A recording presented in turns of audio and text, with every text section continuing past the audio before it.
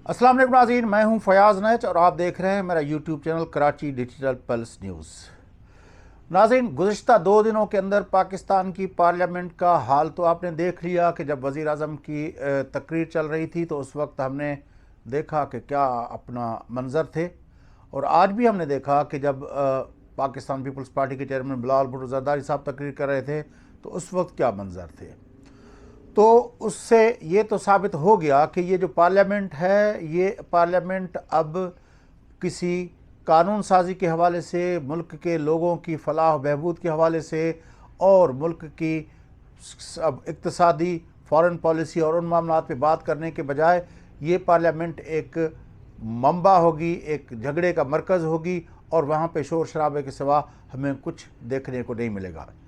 वैसे भी देखा जाए तो अपोजिशन ये जो शोर शराबा कर रही है उसकी कोई वजह, कोई तुक या कोई फ़ायदा उनको नज़र नहीं आ रहा, क्योंकि पार्लियामेंट के अंदर जो हुकूमत की पोजीशन है वो काफ़ी मुस्तहकम हो गई है।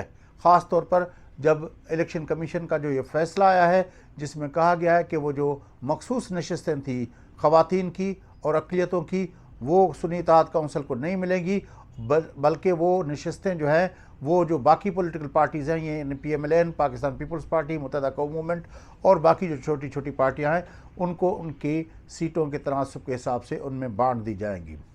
तो उसके बाद क्या होगा, सुन्नी इत्तेहाद काउंसिल के नंबर तो वहीं पे रहेंगे लेकिन हुकूमती इत्तेहाद के नंबर जो हैं वो बढ़ जाएंगे।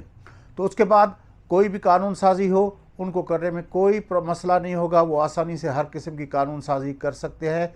तो ये तो पार्लियामेंट का जो किरदार है यानी कानून साजी का, उस सिलसिले में हुकूमत को कोई दुश्वारी नहीं होगी। तो हुकूमत कंफर्टेबल पोजीशन में है, लेकिन सुन्नी इत्तेहाद काउंसिल ये जो झगड़ा है ये अगर पार्लियामेंट से बाहर ले आती है तो फिर मसले होंगे हुकूमत के लिए, और फिर हुकूमत के लिए काफ़ी मुश्किलें वो पैदा कर सकते हैं। और ख़ास तौर पर जब एक तरफ PTI यानी सुन्नी PTI जो मंजर आम पे आ जाए और दूसरी तरफ जमीयत उलमा इस्लाम मंजर पे आ जाए तो फिर तो हुकूमत के लिए काफ़ी मसाइल हो सकते हैं। लेकिन लगता है कि मौलाना फजलुर रहमान साहब PTI के साथ जाने को तैयार नहीं हैं। हालांकि उनका जो गुस्सा है वो कल की प्रेस कॉन्फ्रेंस में हमें नज़र आया, और उसने जो अल्फाज कहे कि भले फ़ौज हो, भले इस्टेब्लिशमेंट हो, कोई भी हो, लेकिन वो इस तरह जिस तरह वो मामलात को चलाना चाहते हैं वो उन मामलात से खुश नहीं है और इस तरह वो मामलात को आगे जाने नहीं देंगे। अब मसला क्या है कि हुकूमत के लिए कंफर्टेबल पोजीशन हो गई कि वो पार्लियामेंट के अंदर कानून साजी कर सकते हैं, जो चाहे वो कर सकते हैं। ये बात तो एक हद तक उनके लिए कंफर्टेबल है, लेकिन हुकूमत के लिए चैलेंज दरअसल और है। और वो चैलेंज हमने देखा कि कल महमूद खान अचकज़ई जो पाकिस्तान के इस वक्त जो आने वाले सदारती इलेक्शंस हैं उसमें हिज़्ब इख्तिलाफ की तरफ से उम्मीदवार हैं, सदारती उम्मीदवार हैं, उसके घर का घेराव किया गया। अब सवाल पैदा होता है कि उसके घर का घेराव शहबाज शरीफ साहब के कहने पे किया गया? जवाब है नहीं, उसके कहने पे नहीं किया गया। तो फिर दूसरा सवाल ये होता है तो क्या ये सरफराज बुगटी साहब जो नए वज़ीर आला हैं उसके कहने पे किया गया? तो उसका जवाब भी यही आएगा कि नहीं, उसके कहने पे भी नहीं किया गया। अगर सरफराज बुगटी के कहने पे किया गया तो क्या सरफराज बुगटी के को पार्टी की लाइन थी, पाकिस्तान पीपल्स पार्टी चाहती थी कि वो महमूद खान अचकज़ई को डरा धमका के उस सदारती अपना उम्मीदवार जो वो बने हैं उससे उसको पीछे हटाया जाए? तो पीपल्स पार्टी भी ऐसा सोच नहीं सकती, इस तरह तो नहीं लगता। तो फिर ये किसके कहने पे कहा गया?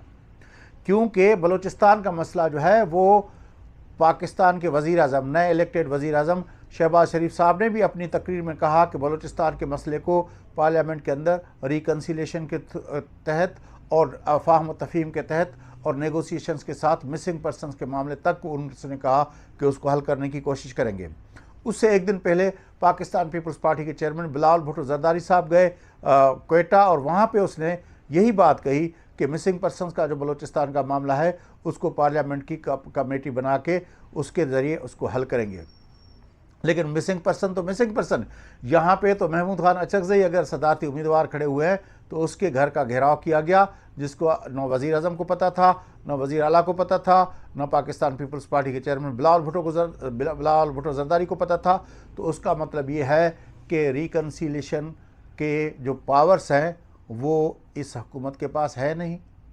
ये तो पूरा पाकिस्तान जानता है, क्योंकि ये अगर पावर्स रिकन्सिलिएशन के इलेक्टेड गवर्नमेंट के पास होते तो क्या मियां नवाज शरीफ साहब जो है वो प्लेटिलेट्स का बहाना करके अपना मुल्क से बाहर जा सकते थे? क्या इमरान खान को वाकई उस पर एतमाद में लिया गया था?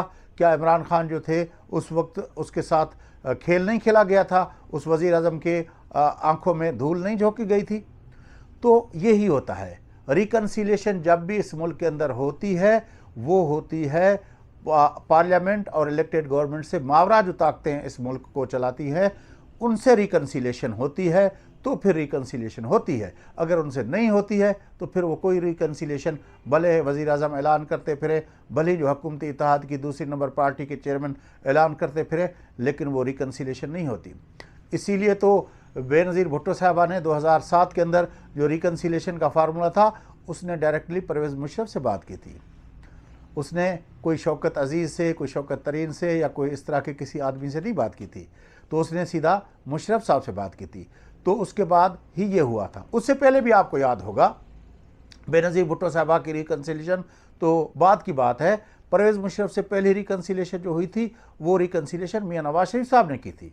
और वो आपको याद है कि जब जहाज़ की हाईजैकिंग का केस उस पर बना था, वो जहाज़ आपको फिर याद दिला दे नाज़रीन, ख़ास तौर पर हम अपनी नौजवान नस्ल के लिए एक मरतबा फिर आपको बताते हैं कि 1999 के अंदर 12 अक्टूबर का दिन था। उस वक्त पाकिस्तान के army chief general Pervez Musharraf थे और वो श्रीलंका के दौरे पे गए हुए थे।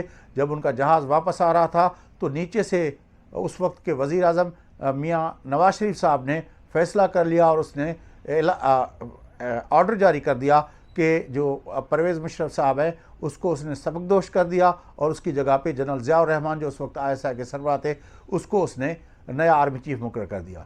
लेकिन पाकिस्तान की फ़ौज ने वो फैसला नहीं माना और corps commanders Karachi, corps commander Pindi और बाकी जो कोर कमांडर्स थे सब ने मिल के नवाज शरीफ साहब का घेराव किया। प्राइम मिनिस्टर हाउस में दस्ते गए और उन लोगों ने वहाँ पर उसको गिरफ़्तार किया और परवेज़ मुशर्रफ साहब का तैयारा जो है वो कराची के अंदर लैंड कराया गया। और उस लैंड कराने के बाद परवेज़ मुशर्रफ को खैरियत से जो है वो अपना पहुंचाया गया अपना इस्लामाबाद, जहां पे उसने आके ऐलान कर दिया कि अब नवाज शरीफ साहब जो है वो अपना होंगे जेल में। और उसने कहा कि उसने तैयारा हाईजैक कराया है और फिर उस पर बाकी इल्ज़ामात लगा के परवेज़ मुशर्रफ साहब ने ख़ुद को मुल्क का चीफ एग्जीक्यूटिव अनाउंस करके एक नीम अपना, बल्कि नीम क्या कहना चाहिए, उसने एक फ़ौजी हुक्मरानी का ऐलान कर दिया। तो उसके बाद क्या हुआ, बाकी दुनिया के ममालिक बीच में पड़े और फिर उसमें जब तक वो दुनिया परवेज़ मुशर्रफ से बात करती तब तक परवेज़ मुशर्रफ ने कोर्टों के थ्रू पर अपना वज़ीर आज़म नवाज शरीफ साहब को सज़ा भी दिलवा दी तैयारा हाईजैकिंग केस में। उसके बाद दुनिया ने राब्ता किया परवेज़ मुशर्रफ से और परवेज़ मुशर्रफ और नवाज शरीफ के दरमियान रिकन्सिलिएशन हुई और उस रिकन्सिलिएशन के नतीजे में वो हाईजैकिंग का केस, वो सज़ाएँ सब अपनी जगह पे पड़ी रहीं। नवाज शरीफ साहब, उसका भाई शहबाज शरीफ साहब बड़ी बड़ी बैगें उठा के इस मुल्क से रवाना हो गए और फिर उस मसले का फिर वो केस, वो मामला वहीं के वहीं पड़े रह गए। तो इसीलिए कहते हैं कि नवाज शरीफ से जो रिकन्सिलिएशन हुई थी वो भी आर्मी चीफ से हुई थी। अगर बेनज़ीर भुट्टो साहबा ने जो 2007 के बाद वापसी का रास्ता बनाया था, जो रिकन्सिलिएशन की थी, वो भी general Pervez Musharraf army chief से हुई थी। उसके बाद अगर नवाज शरीफ साहब ने दूसरी मरतबा कन्विक्शन के बावजूद भी प्लेटिलेट्स के थ्रू बहाने के ऊपर वो चले गए थे, तो वो रिकन्सिलिएशन भी अपना फ़ौजी हुक्मरानों से हुई थी, उन लोगों की पीछे कार्रवाई थी, नहीं तो इमरान खान तो उस वक्त राज़ी नहीं थे। तो इस वक्त जो रिकन्सिलिएशन की बात हो रही है वो रिकन्सिलिएशन भी दरअसल PTI की उन कुव्वतों के साथ होनी है जो कुव्वतें PTI को लाई थी, जो PTI पे नाराज़ है। इसीलिए तो कल से आप देख रहे हैं कि वज़ीर आज़म शहबाज शरीफ साहब ने ऐलान किया रिकन्सिलिएशन का और कहा कि आओ मिल बैठें और मामलात को आगे बढ़ाएं, लेकिन वहाँ से कोई मस्बत जवाब नहीं आया। और बिलावल भुट्टो ज़रदारी साहब ने भी आज मफाहमत की जो पेशकश की, वहाँ से कोई मस्बत जवाब नहीं आया, क्योंकि वो भी जानते हैं, तहरीक इंसाफ के लोग भी जानते हैं कि रिकन्सिलिएशन अगर होगी तो वो तब होगी जब हमारे पार्लियामेंट के बाहर की जो ताकतें हैं वो उस पर इत्तफाक करेंगी तो रिकन्सिलिएशन होगी। तो देखा जाए कि आने वाले दिनों में वो रिकन्सिलिएशन अपना शक्ल लेती है। लेकिन आज के प्रोग्राम में इतना ही। हमारा प्रोग्राम देखते रहिए और उसको शेयर कीजिए और हमारे साथ जुड़े रहें।